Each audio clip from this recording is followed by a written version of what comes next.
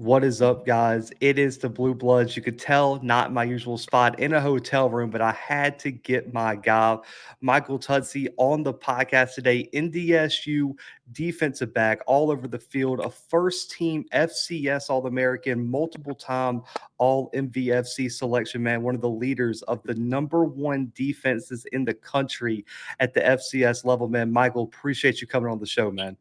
Man, I appreciate you having me, man. Like I said, I'm excited to get this done finally. So ready to go, man. Oh, Oh yeah, man. I mean, listen, congrats on the national championship. But we'll take a step back from that, man. Four-time Natty winner. We'll get to that in a second, but we'll start with your high school recruitment, man. What was it like? Who was recruiting you the hardest? And just what was your overall process like coming out of high school? So, it was my process was kind of late, to be honest with you. I really didn't get any looks at all until my senior year. Going into my senior year, I had some people kind of looking at me a little bit, like some of the academies. No FCS schools yet. It was just really just Air Force and kind of like Army and Navy. So that's kind of where it was to begin. And then after the first 4 games of my senior year, Air Force offered me, and then I kind of started seeing some FCS schools come in. Indiana State, Eastern Illinois, South Dakota State was after that, and then NDSU was actually my last offer. So my whole process, my whole thing with my thought process was, if I'm going to go FCS, I'm going to go to the best. So as soon as NDSU, pulled the trigger on me, I was like, oh, that's where I'm going, even before I visited, because I knew I wanted to, go to the best. I knew what they were about just from seeing. And then once I got to go take a visit, it was a done deal. I saw what they were about. It was in my face, like all the championships, and more importantly, just the family and brotherhood that comes with, being an NDSU. That's what really makes this place go. It's like, it's unbelievable. So it was a pretty easy decision after they, offered me. And that's kind of how my process went. Yeah, man. And I mean, you spoke on why you committed to NDSU, but after your redshirt freshman season, some big changes came to NDSU. Chris Kleiman takes the Kansas State job. And for you, how tough was that coaching change after your redshirt freshman season, especially with the emergence of the transfer portal, players trying to follow coaches? Walk me through your process going through that coaching change. It was definitely different. It was kind of, shocking to me, just because, like you said, I was only there for 1 year, and those were guys that brought me in and everything. But, NDSU being the way it is, it kind of not much changed, because the tradition and the culture is never going to change no matter who is in those spots. And now I know that now after being there 5 years. So, but during that time, I was fortunate enough to have an amazing coach come in with the change, because Coach Kleinerman left, obviously, with Coach Kleiman, who's my position coach, and then Coach Braun came. First off, Coach Ince got the head coach job, and that was awesome. Guy that was in house, he was the D coordinator, got the head job. That was awesome. And then, Coach Braun came in, and a new face, obviously, was gonna have to get used to. He was just an amazing influence on me to this day. I love him to death. More importantly, for what he did off the field, more so than anything he did help me on the field. So, it was easy to transition, to be honest with you, because, like I said, the culture, nothing really changed. It always remained the same. And the coaches that did come in were great. They fit right in, and we kept the thing rolling. So, it was an easy transition for me, to be honest with you. And I'm very fortunate for that. Yeah, and you mentioned the transition, and nothing changed. Chris Kleiman left winning a natty, and then Matt Ince steps in, wins another natty, and of course, you guys win it this year. But the 1 year y'all did not win it was the COVID season, man. It was a shortened season. FCS was just all chaotic, man. They canceled you guys' season. Games were getting canceled. Teams were opting out to play. For yourself and the program, man, what was that COVID season like for you, and how hard was it to stay ready, knowing that games could be canceled or you could miss a game due to COVID, man? Walk me through that process. Yeah, man. Yeah, that the COVID season was crazy, man. It was one of the hardest years, just years overall for me personally of my life. But as far as football goes, it was by far the hardest season that I had to play in as a athlete. So it was just really tough, like you said. Just the COVID, you never know when some you could lose somebody on the team, a coach or a player, or we might cancel a game, get postponed. You never know what was going to happen, and it was just weird. Everything changed, like as far as our conditioning process, because it was in the spring, and usually we're in spring ball and we're doing other things. So we're playing football. So it was really different. It was really, really different, really unique. On top of that, we had lost like 30 guys that were supposed to be on the team just due to, like you said, the transfer portal. Like we lost Jabril, we lost, Trey went to the draft, obviously. And we just lost a lot of guys that we probably would have had that year if we played in the fall. So we had a lot of young guys on top of it. So it was really different, but it made us so much better for the future and obviously for the results of last season. It made us so much better. It made so many guys better, come out of their shells, bring out new leaders, make the leaders that were already there better. And it just excelled us and just showed us that, we're not invincible. We got to do what we've always stood on here and what have got us to the point that we're at with the tradition that we have. So, and we just got back to those roots and it kind of got back to normal playing in the fall and the rest is history, so to say. So we're going to keep one more year to go, but we'll see how it goes. Absolutely, man. And every championship run is special in its own way. New team, new teammates, coaches, a different schedule, journey, everything like that. For you, what made that 2021 team so special, and what were your final takeaways on the season? Man, that season was just so special. Just first off, I got selected as a captain, which is a tremendous honor. It's the team selects it, so and votes for it. So to get voted on by your teammates as the captain is a huge honor, and that was amazing to be a part of it in that way. But just for me personally, everything that happened this year specifically, along with football, made it one of the probably my most favorite season I've ever played in. And of course the guys on the team, but just I had my newborn daughter like right around the first game.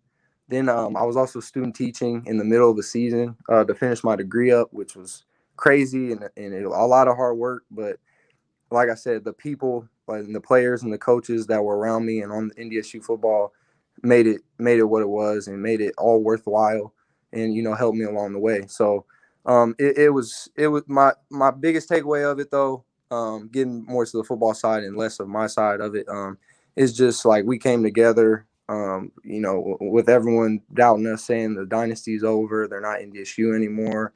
We took all that, put it to the side, and just went to work and did we knew we were capable of, and it ended up, achieving our goal.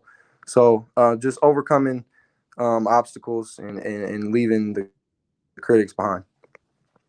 Absolutely, man, and congrats on, having your daughter and everything like that, man, and the national championship season. But when people say your name, they have to say four-time national champion next to it. For you, what does that mean to you? And has it really sunk it in that you have four national championship rings? Man, I mean, it means everything, man. I mean, I came here to win championships, and I've gotten 4 out of the 5 years I've been here, and it's just unbelievable. Like I can't ask for anything more. So, and it doesn't. I don't think it really has sunk in. I don't think it'll sink in probably to like a few years after I'm done with playing college football. And look back like I'm actually a 4-time national champ. Like, you kind of just wear it for what it is because you're always looking for that next one while you're playing. Like we are right now. We're already looking. So, I'm trying to go get 5 now. So I haven't, it doesn't really sink in until you're really done for real, but it's a blessing for sure. I'm extremely fortunate and, I get to look at the trophies and the rings all the time and just think about like, oh, this, what this place has been able to give to me. So I'm definitely blessed. And on top, one of the keys to winning the championship, they always say defense wins championships. And you guys had another number one ranked defense this year, man. And you guys had a lot of talent in the secondary, at the linebacker spot, in that front four, even on the defensive line. What made this defensive unit such a special unit? Man, I think just the results of the spring season, first off, like just seeing that and just knowing how good we really could be because we knew how good we could be during that time. And obviously it just didn't go our way that year. But besides all that, just, man, we played so well together. We had such a good feel for everyone around us. I mean, Hankey, our thing really started with Jackson Hankey at Mike.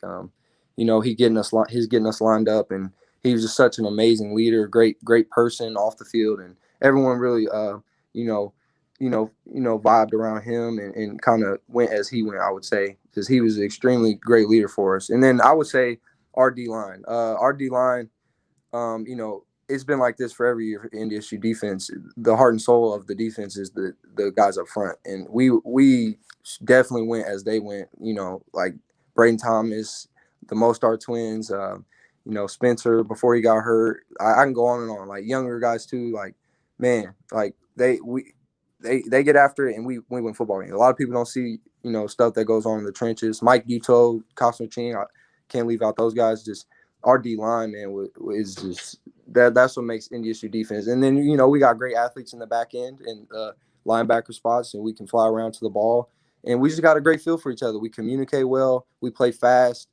Coach Braun puts us in great situations. He dials up, certain stuff for our strengths and, allows us to just go play fast. We don't do stuff too much, and we just play really well together. As simple as that.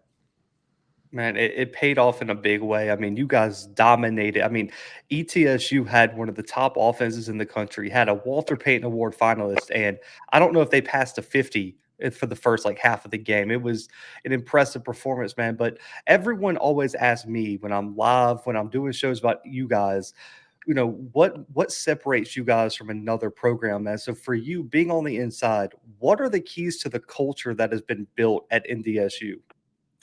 I think it really starts with Coach Kramer. He's our head and strength conditioning coach. I mean, without him, I really do believe he's like a huge part of what makes NDSU the way it is. It makes it different. And then just consistency. Like we do the same thing like year in and year out of how we go about our process of preparing and how we do spring ball and fall camp. Like we don't change. Nothing is ever changed. So it's consistent. So when you're a freshman coming in, it's the same all the time. So you're just getting better and better each year at the same thing. So there's no way you can fail. Like I'm not gonna say there's no way you can fail, but there's no way you can't get better and become greater. It is the way I see it. It's just so consistent, so culture. There's so many the people that leave and give back to the program. That's what also makes it different. It's just not like that everywhere. So, and then one thing I will say, like just being honest, I think just because it's so cold up here and just being the location, it makes football the only thing to really do, and that's just it is what it is. But I really think that has something to do with it also. Man, yeah, there's not a lot going on in Fargo, North Dakota, No, no. without the Bison, man. But for Yeah. you, looking at the conference, man, and how it prepares you guys for the runs y'all make in the playoffs. The MVFC is consistently the best conference in FCS. Them and the Big Sky, the CAA had their moments as well. But for you, what is the grind like throughout the season, playing in a conference as deep and competitive as the MVFC? I mean, it's definitely a grind. We kind of look at it as like the SEC of FCS, and week in, week out, you got to be prepared. For even the lower record teams of that year, it doesn't matter. You could lose to any Valley team anytime. I think a lot of the lower Valley teams every year could be in the playoffs over some of the other conference teams that are in there. To be honest with you, just the way it is by record, I get it, but some of those teams are just better. So, but that's how I see it. But it's a grind every week. We got to prepare. It's back to back to back. Like it definitely is a grind. Like I said, we stay consistent. We don't change anything just for a bigger opponent or a smaller opponent. We treat everything the same. Go through our processes the same. And that's how I think we're able to be successful. And our main goal before anything is to win the Missouri Valley. And you guys do it more often than not. I mean, it's impressive, man. I've already said it on the show. Best dynasty in any sport. I mean, you can't name one. You can't give me the Bulls. You can't give me the Patriots. You can't give me the Steelers or the Cowboys back in the day. Bama now. It's you guys, and I think it's a done conversation after that. But man, let's go back to your freshman year real quick. Take your game freshman year and compare it to who the guy I'm talking to now and what he brings to a defense, man. How has your game evolved at your time at NDSU? Man, that's a great question. I think mainly just the mental side of it. I've just learned so much throughout my 4 years. Each year, just more and more knowledge that I've taken in to be able to go play fast. And I think that's just where I've changed. Like I probably thought I knew everything coming in as a freshman. High school. Like I thought I knew a lot about football. I didn't know anything. So just those 4 years of how much I've learned and just being a student of the game, and that's how the major difference of it.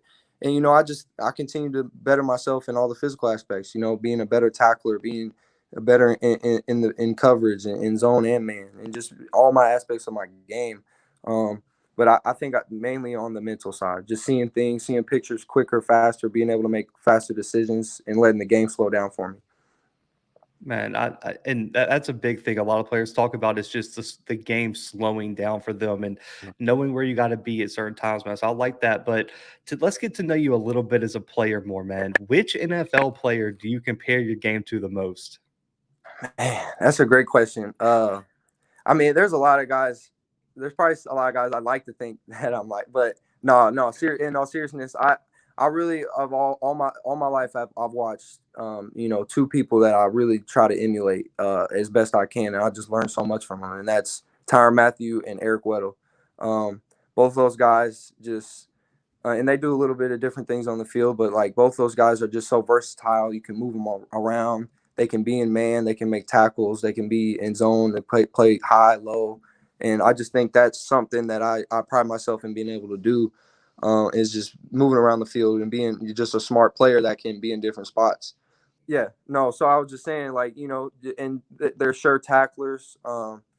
And they're always around the ball. That's what I was saying. They're always around the ball, especially Tyrann Mathieu, man. And he's just a true ball hawk, whether it's stripping the ball or getting it in the air. And also just the way, they fly to the ball. It's not always about being the fastest, but taking the right angles or anticipating things in different ways. And I think they both do a great job at that.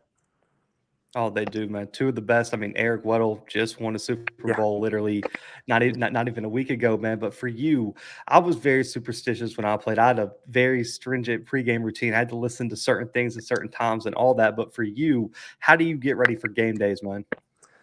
For me, man, it's real. It's to be honest, it's kind of the quiet before the storm. I like to be real, just quiet and just in my own lane, kind of just locked in. I really have adapted actually because I used to be a big, try to get hyped up music guy early on in my career, and then later I just became more of a just mellow. I kind of want to just be see plays in my head, see different situations in my head, and then go from there. So I really just like to be locked in, just to myself. Like I said, just seeing plays go through in my head and just going through, where different play calls and making sure I got the playbook down. I like it, man. Yeah.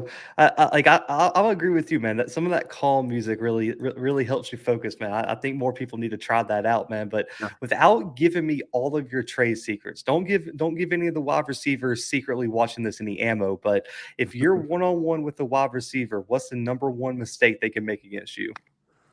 I would say, I do a great job in man situations of being able to get hands on, because I just think I'm a bigger, I'm a strong safety, so I'm a bigger body, not as tall, but more compact, and I got to use that to my advantage. Is kind of rough a receiver up, get him off of his path. So I think the worst mistake a receiver can make against me is giving me their chest or standing up too long or raising their hips too long for me to be able to throw my hands and get a jam in. So just giving me their chest or doing too much, on their route where they're trying to break, doing too much. Like it needs to be quicker. I think that it's an advantage for me if they take a longer time. I like it. I like it. But for you, man, DBs, man, you guys get thrown under the bus every time I have this show at the wide receiver. They say you guys never stop talking trash during a game, man. But for you, do you talk a lot of trash during the game? Man, I actually don't. I actually don't say anything at all, to be honest. Unless something is said to me, then I might, say something. It just depends. But I really, when I'm on the field, I just talk to my teammates. I just love playing football, man. I just love being out there. I just enjoy the moment. We're playing against the team, so that they're just naturally our opponent or our enemy. So like it is what it is. So like I don't really, I really don't. If I'm being in all honesty, I really don't talk a lot of trash. I guess I go against the grain of what a DB is a little bit, but there's a lot of guys on my team that do. So I just leave that to them. So who's the biggest trash talker on the defense, man? Who do y'all hand it to on Saturdays? Honestly, he's probably good. He'll probably agree with me, but I gotta say Dawson Weber, the free safety guy next to me. He's a big talker on the field, man. He's a spark plug. I mean, he's a big part of what makes our defense what it is.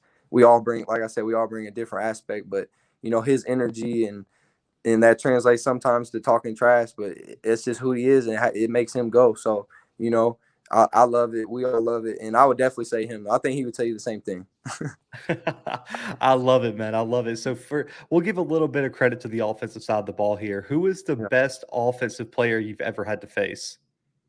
Man, at like on the other team or at NDSU? You can give me one at NDSU and one on another team. Okay, I like it. Man, at NDSU, shoot, that's tough. There's been some guys I went against now. Man, I probably Trey. I mean, I know that's cliche, he's a first round draft pick, but I mean, he was just so good. And just being so young, like he came in like just like dang, like he was really good. So, I would probably say Trey. Christian was really, really good as well. And I obviously got one-on-one work with Christian because Trey was a quarterback. Obviously, I'm going against him, but it's not man-to-man situations sometimes. So, I actually had to guard Christian sometimes. And he's just so fast, man. His speed is unbelievable. So, I would say those two guys. There's been a lot, though. I don't want to leave. I hate to say just those two because there's been so many. And then in general, James Robinson. James Robinson for sure. I just remember my sophomore year going against him. We knew he was really good, really, really good back. And I was just ready. I'm like, man, this probably in that year, that was probably the best back we played up to that point. And like I said, he's the best player I played all. So Pierre Strong, very good too. But James Robinson, just because of, and I'll tell a story in 2019. Like I said, I went out there, I was playing really well. And I just could not tackle this dude. Like I could not get him on the ground. Like I just missed him like 4 times, and I was like, man, they humbled me really, really, really quick because, And then I saw like he got picked up. He didn't get drafted. We got picked up, and I saw like that everyone else is realizing how good he was. It made me feel a little bit better. But like, nah, definitely James Robinson. He was a very talented player, man. I got a lot of respect for him. Yeah, I mean, I believe he was the NFL Offensive Rookie of the Year his rookie Yeah, year too. I mean, the guy went just insane. And you mentioned Christian. We talked before the show about what he did at the Senior Bowl. Man, I saw him drop a linebacker in open field, man, on a route, yeah, and he just did it so effortlessly. And I was like, is anyone going to address that? Like, we saw what he just did to this linebacker out there, man. But different kind of animal out of NDSU. But yeah. man, looking, the Fargo Dome, amazing. I got you. I've heard all about it, man. But outside of NDSU, who's had the best environment you've played in? Oh, that's a good one.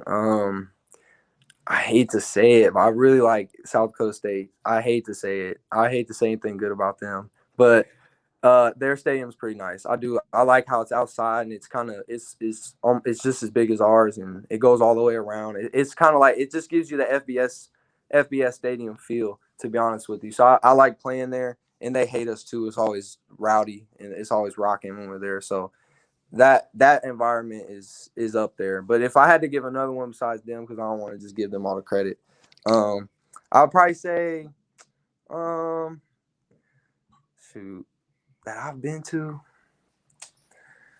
I don't know. I think I like Illinois State. I think Illinois State just has like a classic like Saturday game football vibe. I don't know. So I'll just say Illinois State too. You say, well, we'll give them the credit just Yeah. so SDSU doesn't get Yeah. all the credit. I like it. Yeah. That's a Yeah. true rivalry right there, man. Yes, sir. But I know you can't play schedule maker, man. You got one more year, but if you got to schedule one non-conference FCS game, who do you want to play? Oh man, that's another good question. Shoot, I would love to play just because we get to go to the stadium, like I would love to play LSU because growing up, LSU was my dream team. That was just I rooted for them. I was a diehard LSU fan growing up. I don't know why, it just was the team I leaned towards growing up. So I would love to play in Death Valley. That would be like a literal dream come true. So I would have to go with LSU. Oh, that'd be a matchup right there, man. I know. I misheard the question too. I apologize. You Oh said no, you're non-conference good. FCS. I Yeah. got you. So if you go in that direction, I would say, probably. I mean, we never got to play JMU. I would love to have got to play JMU in the regular season. Like that would have been a great regular season game. But now that they're out, probably, man. Probably Eastern Washington. I know we played them in the past, but that's always like a good. It's always been a really good game. So probably Eastern Washington. Oh yeah, man. That was a matchup I wanted to see this year. I wanted to see Yeah. Eastern Washington and you guys. Eric Barrier against that defense would have been crazy. But I mean, even the LSU matchup, man, I'm down for that. I know you guys play Arizona this year, and I believe I've been talking to some people that you guys might be the favorites in that matchup. FCS over FBS, which is crazy to think about, but it just shows how much you guys accomplished, man. But looking next year, man. Last year for NDSU, looking for that fifth championship. What are some of your personal goals going into the 2022 season? Uh, my personal goals, man. Honestly, just I want to be an All American again. I was fortunate enough to be a first team All American in one of the ballots or whatever. So, just continue to be able to achieve that again will be awesome. First team All Conference. I definitely want to, probably have. I'd say five plus interceptions this year would be a great goal for me to have to go out on. I would love to do that. And then lastly, just better myself as a leader and go down in the history of NDSU is like one of the greats. Like honestly, I want to leave that legacy. I've been here long enough, and I feel like I can achieve that. So there's still work to be done to do that, but that's definitely one of my goals, and just to leave my mark. Man, I love it. In a fifth ring, man, getting that thumb ring, Absolutely. it would be huge. And then That's last question, man. You've kind of spoken on it a little bit, but despite all the accolades, national championships, everything that you've achieved, what keeps you motivated year in and year out? That's definitely, man, just my family. My family. Now having a daughter, definitely my daughter, but it's always been my family, my loved ones, in the city that I come from. The city that I come from, Indianapolis. I truly believe it made me who I was, along with my parents raising me, obviously, but it truly made me who I was especially as a football player. Just that the attitude that I take to the field, it comes straight from, where I'm from in Indianapolis. So I would definitely say, my family, my loved ones, in my city, and then, my faith in God. Man, I love it, man. And listen, you've already achieved so much, man. One more final year to get everything else knocked out. But man, this is all about promoting the players on here, man. I appreciate you coming on, man. Let them know where they can find you on social media. Any shout outs or anything you want to give. This time is yours. Man, no, I appreciate you giving me this time, man. Like I said, I was super excited to do it, and I love how you do things. I love how you're doing the 9 for 9. I think that's super cool. And getting certain guys exposure. Yeah, you can follow me on Instagram, Michael Tutsie. But yeah, so again, thank you for this opportunity. I appreciate it. Oh man, anytime, and like I tell all our guests, man, once you're on the show, I'm all tuned in to the whole journey, man. So anytime you need to come on, I need you to show off the full hand of rings after next year, man. I need you to come on and give the people what they want, man, which is that another national championship. I got you, man. We'll definitely make that happen. We can definitely make that happen. Man, I appreciate it. But guys, make sure to go follow Michael on any and all social media. You guys know it's all about supporting the players, man. Giving me some of their time to come on here is a big deal. And so for you guys to go support them is even a bigger deal to me. But guys, comment below any other questions, man, you have. Next time we have Michael on, we'll get to those questions. But for Michael, myself, and the Blue Bloods guys, we are out for right now.